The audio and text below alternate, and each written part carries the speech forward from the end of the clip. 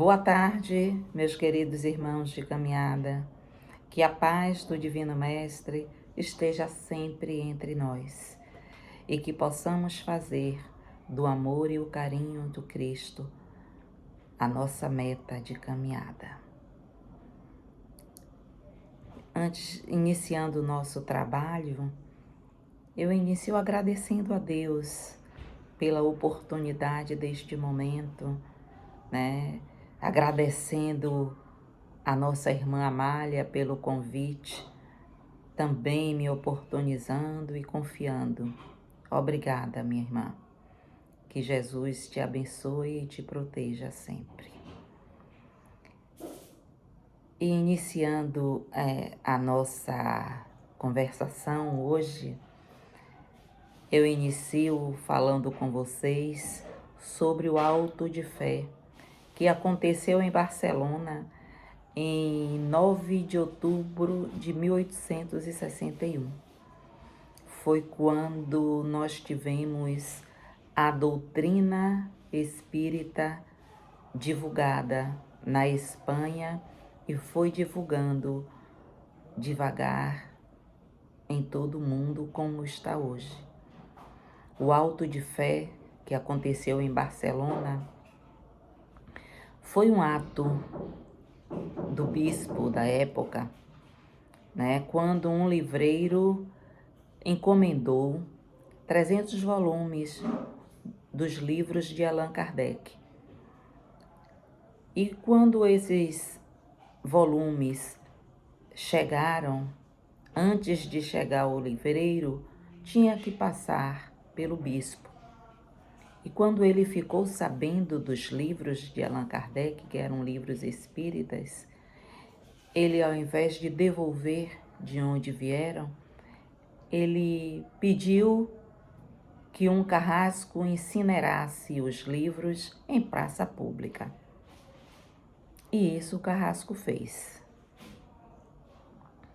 E foi justamente desse ato que todos começaram a querer conhecer os livros que foram queimados pelo bispo, pela Igreja Católica em praça pública. Então, esse ato foi muito comentado e muito visto, não só pela Espanha, mas por outros países, não é? E Allan Kardec, muito chateado, procurou o irmão, o espírito de verdade, para conversar. E quando o espírito de verdade, se ele podia requerer, né, buscar os direitos, né, de reaver esses livros.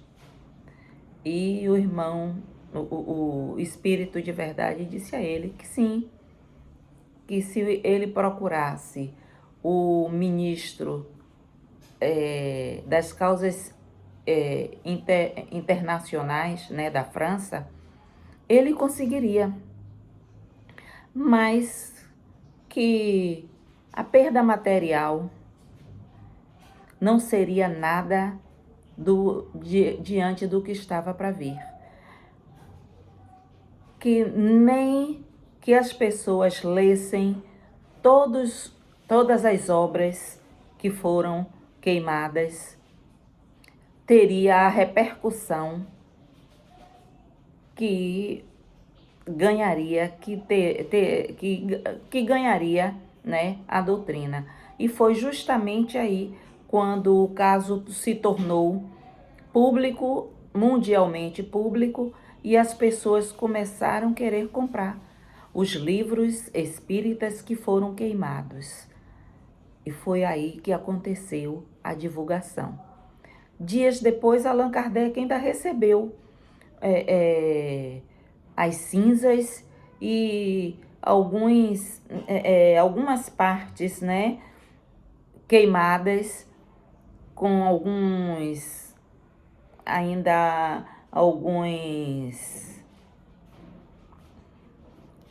pedaços de páginas do Livro dos Espíritos, e ele colocou em uma urna de cristal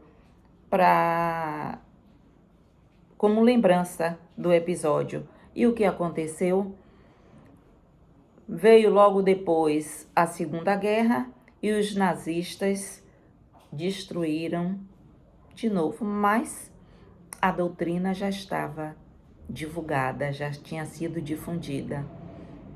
Então, e até hoje nós estamos aqui e somos responsáveis, sim, também pela divulgação, né, da doutrina, desta filosofia que nos faz tão bem e muito nos ensina, né?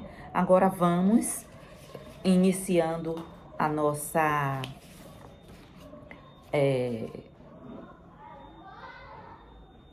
palestra, né? Com a introdução de O Livro dos Espíritos. Hoje eu falarei dos itens de 9 a 12, né? Onde está a preocupação de Allan Kardec nesses itens, onde ele deixa bem claro que os movimentos dos objetos é um fato já comprovado, né? E a questão é saber se nesse movimento há ou não manifestações inteligentes. E caso haja, qual é a origem dessa manifestação? Então isso ele inicia, né, a preocupação dele com o que é que ele vem trazendo nesse livro, né, que muito nos ensina, muito nos orienta. E o bonito foi a preocupação que ele teve, né, com a doutrina dos contestadores e a doutrina das objeções, e que ele, com a inteligência que tinha, foi citando essas objeções, foi enumerando as objeções e as contestações que aconteceriam, né? E ele foi respondendo. Isso é maravilhoso. Eu trabalhei com o livro, né?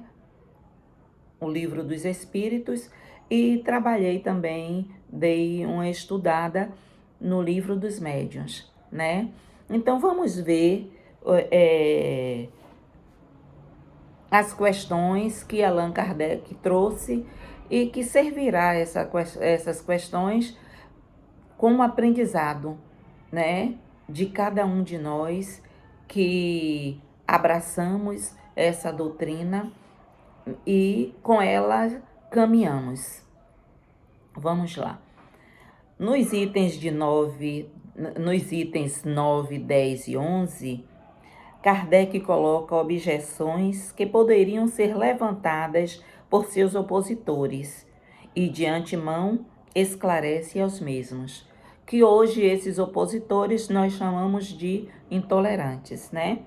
Então vamos lá.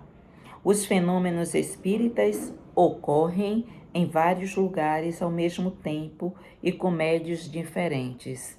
Isso aí, todos nós, quando iniciamos, a primeira coisa que a gente vai buscar e tem em nós, nos livros, passando para a gente, é justamente isso, né? O experimento que Allan Kardec fez, porque desde no início também, ele tinha certas objeções, ele também era um cético.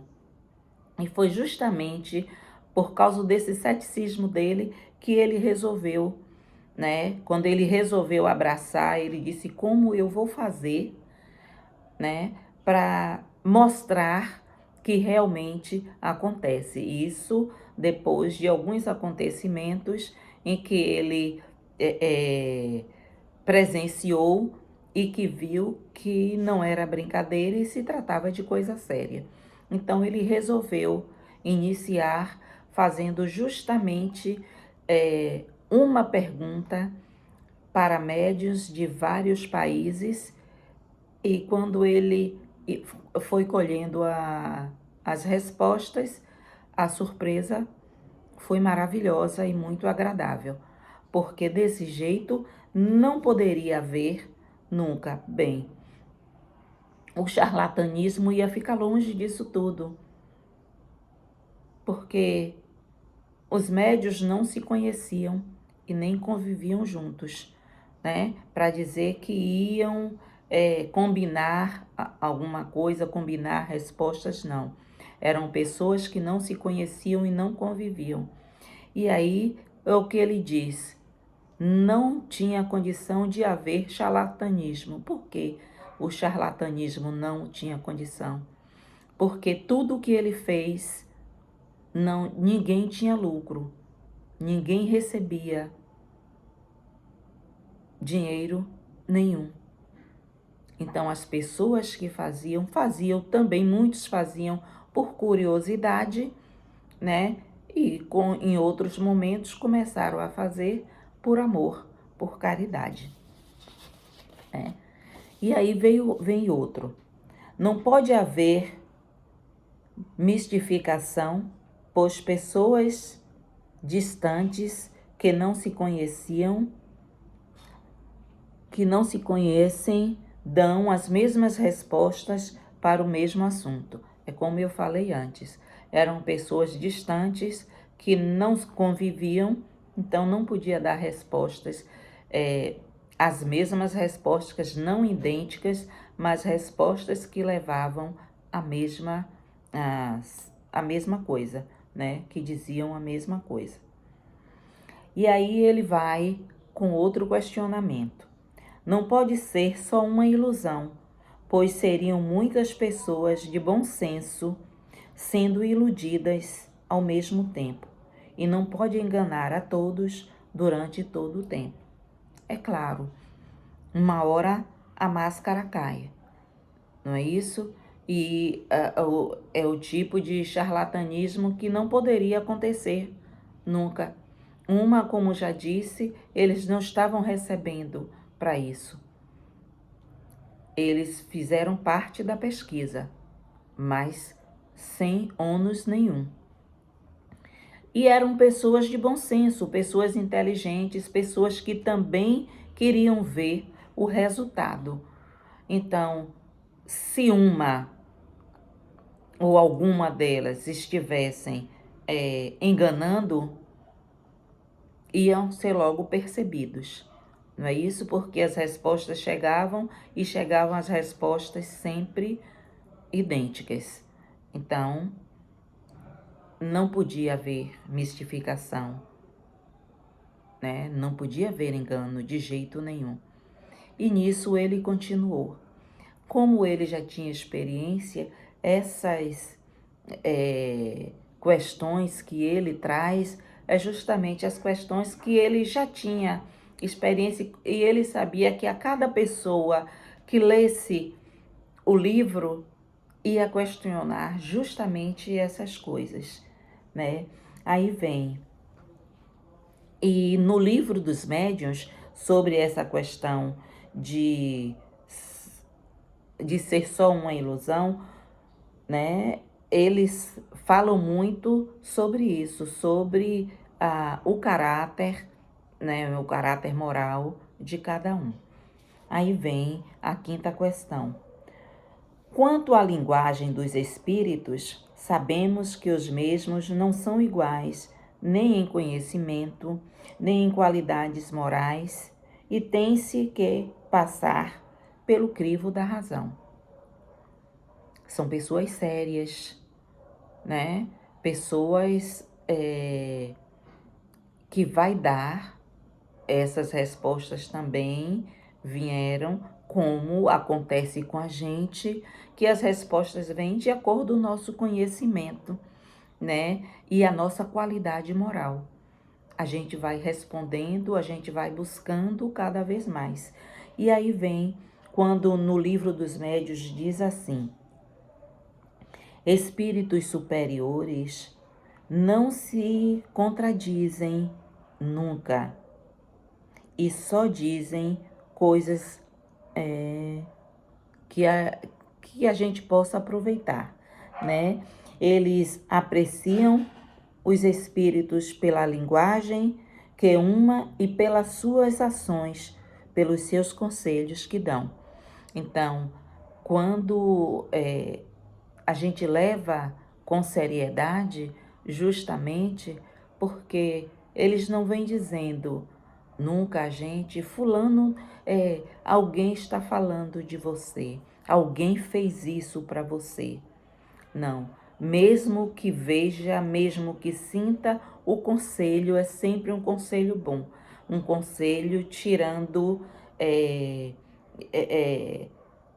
as as interrogações, né, que a gente faz, tirando da nossa mente as coisas negativas e levando a gente para aquele campo da oração, para aquele campo da bondade, para o campo da caridade. Então, esses espíritos, quando eles chegam, né, a gente conhece a verdade pela linguagem que eles trazem, né, pela qualidade moral e pelo conhecimento dos estudos que eles sempre fazem.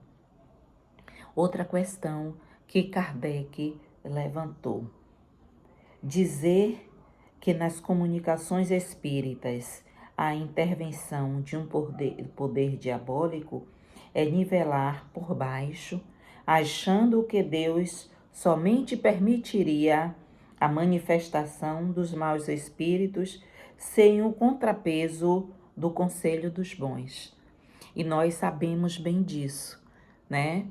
Que muitas vezes nós imaginamos dizer que éramos espíritas justamente por isso, porque as pessoas diziam que era a religião do diabo. Ah, você recebe os espíritos dos mortos, isso é coisa do diabo, isso não é coisa de Deus.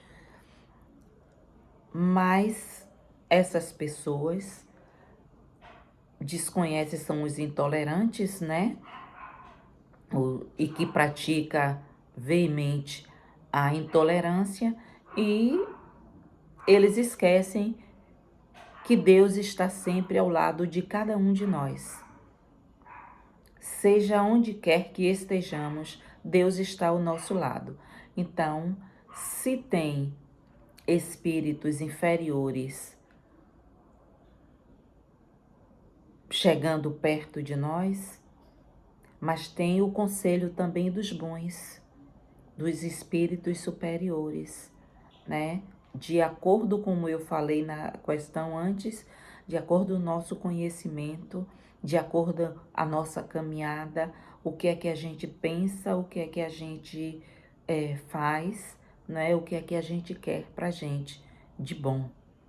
Então, a gente sabe disso, que não existe a religião do diabo e não existe essa parte, né, que é essa parte com o diabo. Existe sempre os irmãos que buscam melhorar, que estão sempre correndo, às vezes, para passar uma mensagem, para pedir socorro. Então, quem está sempre na frente é Deus, sempre. E como Ele está sempre na frente, ninguém atravessa, só Ele. Estejam onde quer que estejamos, não é? E ao admitir, é interessante, né? Ao admitir a comunicação dos maus espíritos, estão reconhecendo a veracidade das manifestações. Por quê? Porque nós sabemos que quando a gente vai iniciando a nossa mediunidade, as manifestações da mediunidade, quem primeiro chega são os nossos irmãos inferiores, né? Em busca de socorro, em busca de querer passar alguma mensagem, né? Então, eles sempre estão querendo passar. A gente, nas sessões mediúnicas que a gente recebe esses irmãozinhos, eles estão justamente, são levados pela espiritualidade, porque antes eles já pediram socorro, antes eles já querem, né? Ouvir mesmo que eles cheguem naquela labuta, o que é que eu estou fazendo aqui, eu não quero estar aqui, me trouxeram a pulso, é o orgulho falando mais alto, né? Aquela presunção que guarda ainda da materialização que tinha, que ainda não perdeu, então ainda quer lutar, né, contra as coisas da terra, mas ali no SOS, no buscando ajuda, né? Então, quem sabe, quem admite e sabe a verdade sobre as manifestações, sabe sim que em uma reunião mediúnica eles estão ali juntos, né, com todos nós. E aí Allan Kardec continua: dizem que somente se fala com espíritos de pessoas conhecidas. Isso demonstra que não está a par do que acontece nas sessões mediúnicas, pois a maioria dos espíritos que se comunicam são desconhecidos. A gente sabe disso.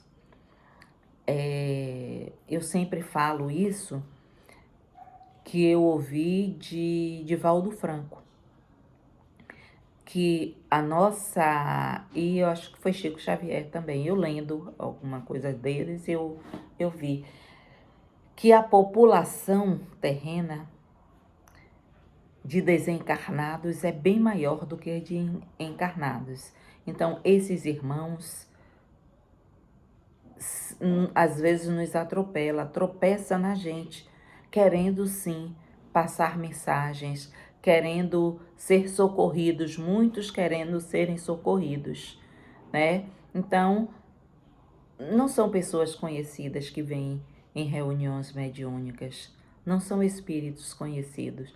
Pode até acontecer chegar, mas a maioria são espíritos pedindo ajuda, são espíritos precisando de ajuda, mesmo que com orgulho eles não peçam ajuda, mas eles estão precisando. E quando eles chegam até ali, é com o aval da espiritualidade e nós precisamos estar preparados, atentos, com muita humildade para servi-los, tendo a certeza que mais servidos estamos sendo nós, não é? E aí Kardec vem. Quando evocamos um espírito, geralmente é de um conhecido, pois senão não teríamos como evocá-lo. Aí eu vou no livro dos médiuns, no capítulo 25, na questão 269, onde eles falam: os espíritos podem comunicar-se espontaneamente ou acudir ao nosso chamado, isto é, vir por evocação. Chamando determinados espíritos, não podemos ter a certeza de ser eles quem se apresenta, quem se apresenta, ao passo que aquele que vem espontaneamente, no seu modo próprio, melhor prova a sua identidade. Sempre em torno de nós há espíritos, na maioria das vezes de condição inferior, que não querem outra coisa senão se comunicar. Como eu estava falando ontem, é justamente isso que eles querem, né? Querem passar a comunicação deles ou dar um recado, né? Achando que que a gente pode até encontrar um parente, alguma coisa, ou agradecendo também pelas reuniões mediúnicas, a melhora que eles estiveram, o caminho deles que já estão sendo outro, né? Então eles vêm com o intuito de passar uma mensagem, né? Tem aqueles que ainda estão rebeldes, passa também mensagens rebeldes, mas o que fazer? Nós precisamos estar atentos que a ajuda é de ambas as partes, não é? E aí, Allan Kardec continua a preocupação dele, mas essa preocupação, eu achei assim, que não é só com os intolerantes, nós também que abraçamos a doutrina, né, e somos divulgadores, então a preocupação dele para que estudemos, né, essas questões, para sabermos também onde estamos pisando e como podemos divulgar sem apelar, né?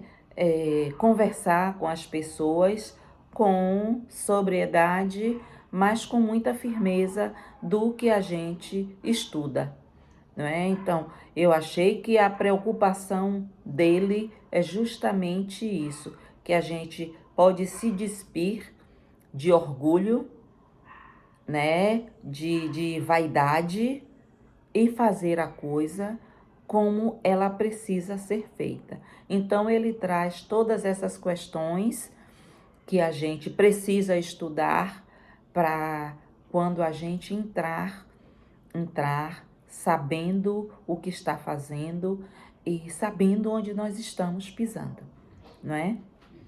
E aí vem outra questão dele, quando ele diz: quanto ao fato de serem somente espíritos ilustres que se comunicam, isto é muito relativo, pois nem sempre o que foi grande na Terra o é no mundo espiritual, a cada um segundo as suas obras.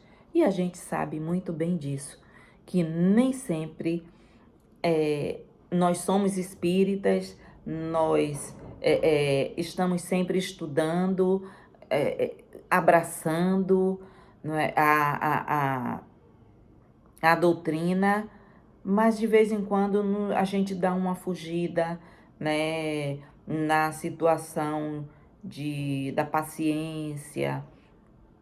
A gente precisa estar sempre pedindo, né, que Jesus nos proteja, nos abençoe. Se Ele nos dá a situação de sermos médiuns, de estarmos trabalhando em um centro, fazendo a caridade, que a gente sabe que não é só para quem chega, mas para todos nós precisamos pedir que Ele nos ajude também a sermos humildes, que a vaidade fique longe de cada um de nós, que a gente, se queremos nos encontrar um dia com o Pai, nós precisamos estar atentos ao que pensamos, ao que fazemos, né? Como tratamos as pessoas, o que pensamos das pessoas.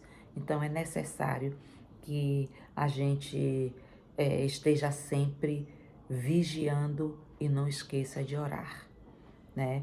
E aí no livro o livro dos médiuns, no capítulo 24, na questão 255, eles falam: a questão da identidade dos espíritos é uma das mais controvertidas, mesmo entre adeptos do espiritismo.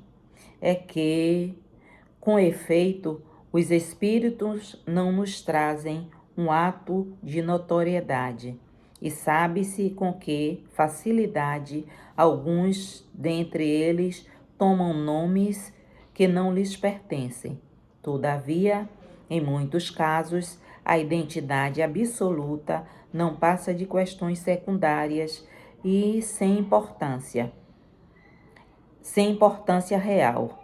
Assim, os nomes que tiverem na Terra em outras existências são insignificantes.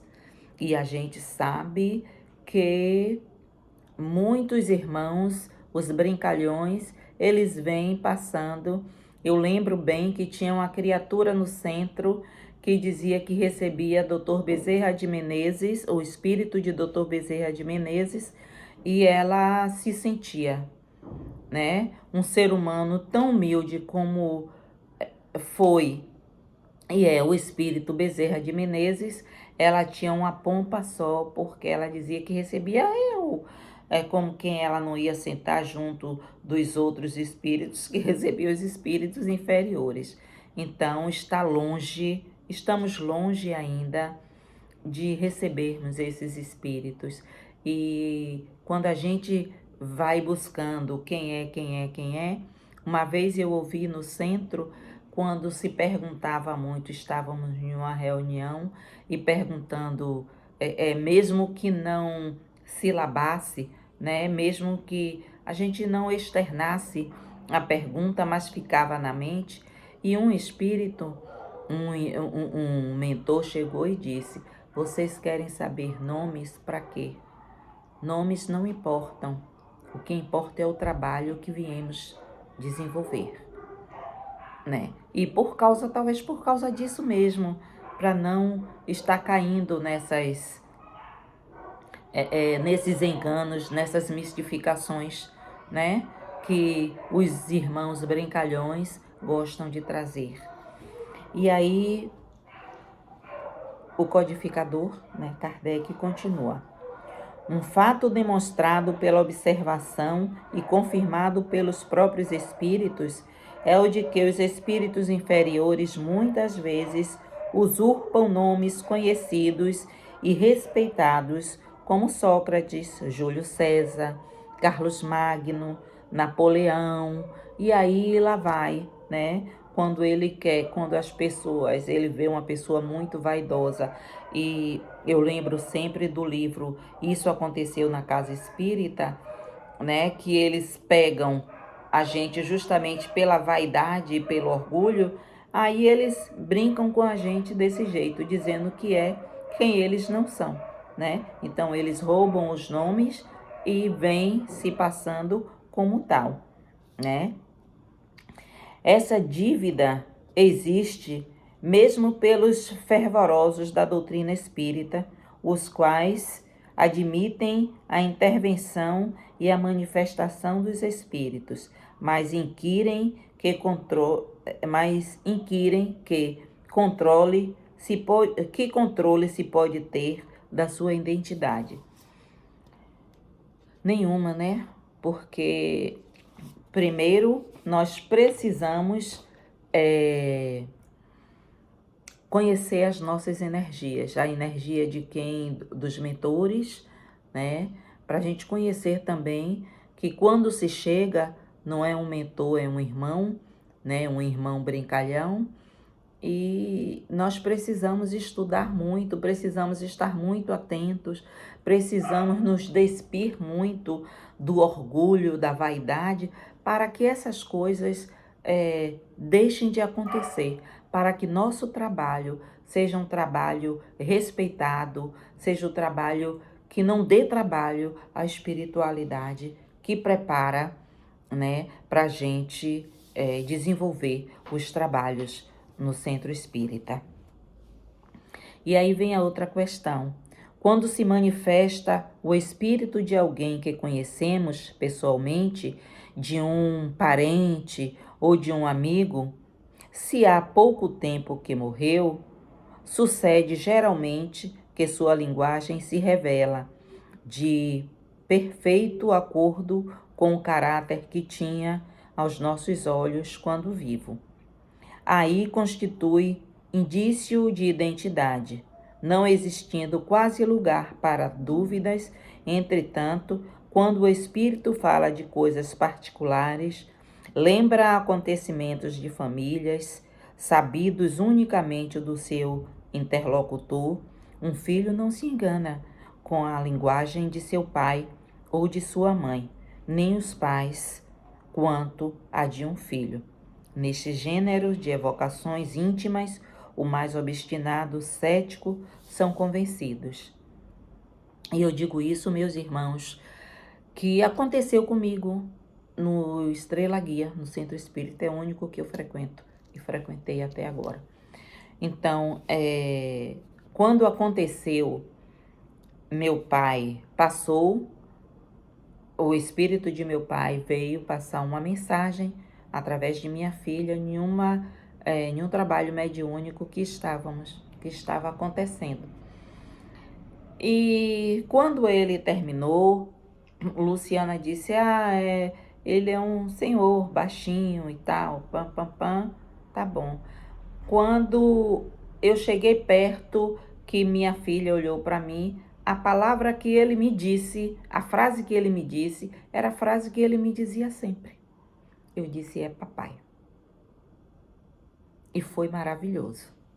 E disso ele mandou um recado para uma irmã que ele tinha conversado com ela e só ela sabia. E eu levei o recado, que ela ficou muito emocionada, chorou muito, e foi daí que ela começou a se interessar pela doutrina espírita também, né? E em um trabalho mediúnico também, que ele veio, fez um acordo comigo, que graças a Deus deu certo, né? E eu fiquei assim maravilhada. E quando ele me pediu um abraço, a energia dizia tudo. Como disse aqui Kardec, os pais não se enganam, né? Nem os filhos também se enganam com essas energias, né? Com os casos, com os fatos, com os acontecimentos, né? Que aconteceu, que só eu sabia. Então, é como ele diz aqui, o mais cético, obstinados, eles são convencidos. Foi o que aconteceu com minha irmã, né?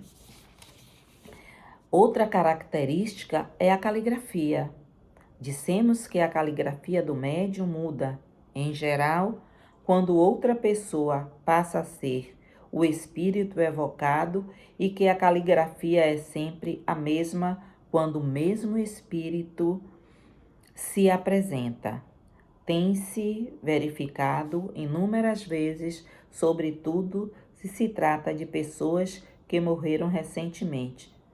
Claro que esse fato não é regra, não é? As pessoas que desencarnaram recentemente, não, esse fato não é regra, isso pode acontecer. Agora, nessa parte acontece muito nas psicografias, né? Essa coisa da escrita, da caligrafia, a gente presta muita atenção na psicografia, que eles trazem, né? Às vezes assinam, às vezes não assinam, mas quando a pessoa olha as letras, a caligrafia dele, diz assim: poxa, parece a caligrafia de fulano. Ou às vezes nem sabe quem passou, mas está ali dizendo assim: parece a caligrafia de fulano, essa caligrafia aqui. Aí quando vai ler, tá lá o recado dito, né? E eu achando assim o máximo essas questões de Allan Kardec, a preocupação dele, né, com cada um que lê o livro, que estuda o livro e como praticar, né, como fazer a divulgação ser uma divulgação a contento, ser uma divulgação. Não existe perfeição entre nós, mas uma divulgação a contento, né? Aí ele vem. Só os espíritos que atingiram certo grau de purificação se acham libertos de toda influência corporal. Quando ainda não estão completamente desmaterializados, conservam a maior parte das ideias dos pendores e até das manias, que também na terra, das manias que tinham na terra, o que também constitui um meio de reconhecimento onde chegamos por uma imensidade de fatos minuciosos que só uma observação curada e detida pode revelar. E isso a gente vê mesmo, não é? A gente sabe que nós somos muito apegados, somos materialistas, estamos sim tentando sair dessa seara de materialismo, mas estamos ainda está muito enraizado em nós esse apego às coisas materiais, inclusive ao nosso corpo, né? A gente se apega às pessoas, por isso que a gente chora perante o desencarne de alguém, né? Então nós estamos muito apegados a tudo. E aí quando a gente começa a tomar outro rumo,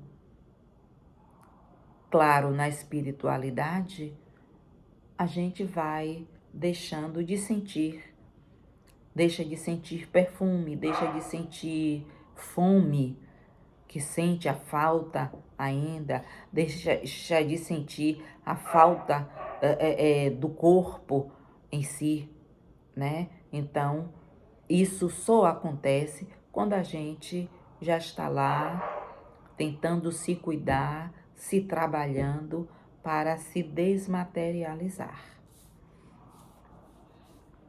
Para as pessoas cuja morte aconteceu há muito tempo, estabelece-se o controle da linguagem e do caráter, porquanto, inquestionavelmente, o espírito de um homem de bem não falará como o de um perverso ou de um devasso. Quanto aos espíritos que se apropriam de nomes respeitáveis, esses se tratam logo pela linguagem que empregam, pelas máximas que formulam. A experiência nos ensina que os espíritos da mesma categoria, do mesmo caráter, são possuídos dos mesmos sentimentos, formam grupos de família. A gente sempre diz que nada na vida é à toa e que nós não estamos juntos também à toa, né? É justamente isso que acontece.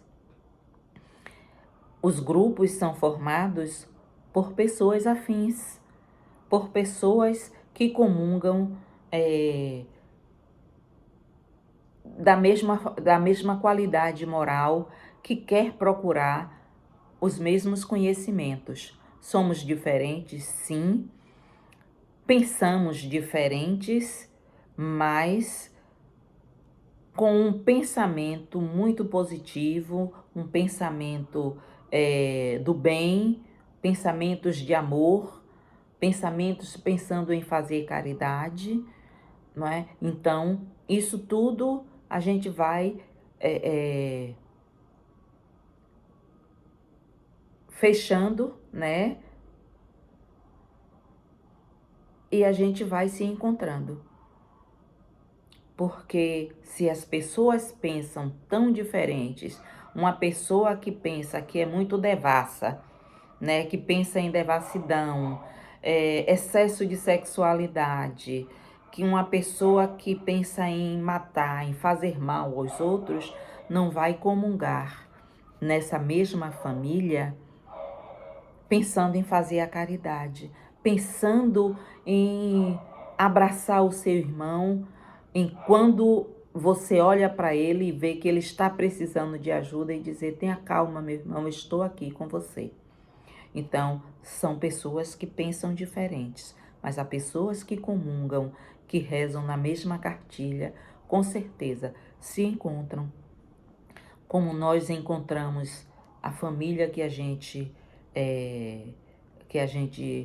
forma, como nós chegamos no centro espírita, né, no Estrela Guia, e somos uma família, família de amor, família de paz, família de dizer vamos fazer e vamos fazer, né? Então são esse tipo de comunhão, né, de que Allan Kardec fala. As pessoas não estão juntos por acaso. E muitas vezes as pessoas se juntam a nós, mas se está com pensamento, a gente consegue levar essa pessoa para para outra linha, né? Para um lugar mais tranquilo, para um lugar mais fresco, de amor, de paz, né? Que tenha serenidade nos seus pensamentos, nas suas ações, não é? Então, eu creio que é isso que Allan Kardec fala muito sobre as pessoas cuja morte aconteceu há muito tempo. Em um momento nós temos que nos juntarmos novamente. E a grande preocupação dele é essa. A grande dificuldade do espiritismo prático são os equívocos que podem ocorrer nas evocações, ocasionando erros, ocasionando mistificações, devido ao excesso de vaidade, orgulho e outros sentimentos não compatíveis com a prática da caridade. Não se podendo provocar os fatos, tem que se esperar que eles se apresentem por si mesmo. Então, já que abraçamos essa doutrina de amor, essa doutrina de paz, essa doutrina que a máxima dela é: fora da caridade não há salvação, e a gente procura a salvação, então vamos nos despirmos de orgulho, de vaidade, de presunções, vamos abraçar as causas de amor com carinho e com muita paz. Vamos tentar fazer bem não só a nós, mas a todos que estejam ao nosso redor. E eu vou deixar aqui um pensamento de Allan Kardec, que é muito lindo a preocupação que ele tem quando ele deixou esse recado, né? Que a grande dificuldade é justamente o orgulho e a vaidade. Então, vamos fazer por merecer estarmos nessa doutrina de amor e de muita fé. E a mensagem para a gente estar sempre refletindo é essa: a nossa felicidade será naturalmente proporcional em relação à felicidade que fizermos para os outros. Allan Kardec. Então, meus irmãos, nunca estamos sozinhos. Por isso, não podemos pensar sozinhos. Temos que pensar em grupo, em equipe, em família. Muita paz, muita luz. Que Jesus nos abençoe. Abençoe o Estrela Guia. Obrigado, Emerson. Obrigado, Amália. Obrigado a Deus. Paz e luz.